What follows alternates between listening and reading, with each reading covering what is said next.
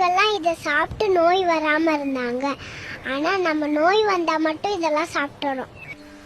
உணவே மருந்துன்ற காலம் போய் மருந்தே உணவுன்ற காலம் வந்துருச்சு. காலை மதியம் இரவு இப்படி 3 வேளை. குட்டி இங்க என்ன பண்றீங்க?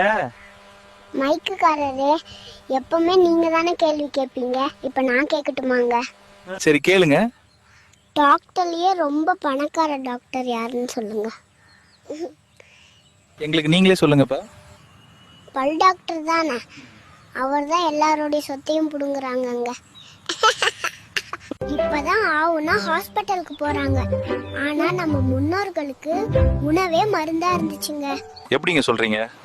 இங்க பாருங்க, இந்த நெல்லிக்காய் நம்மள என்னைக்கு 16 வயசாவே வச்சிருக்குங்க.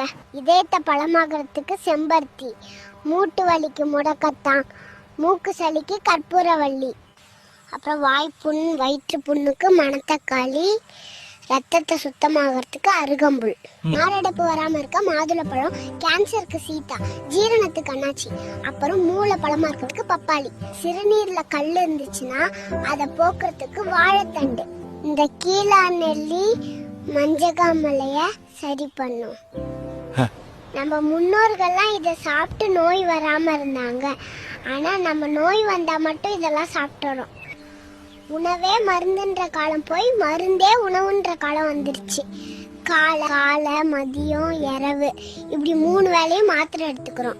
இப்படிதான் பல பேரோட வாழ்க்கை போய்கிட்டு இருக்கு. தங்க குட்டி இங்க என்ன பண்றீங்க? மைக்குக்காரரே, எப்பவுமே நீங்க தானே கேள்வி கேட்பீங்க, இப்ப நான் கேட்கட்டுமாங்க?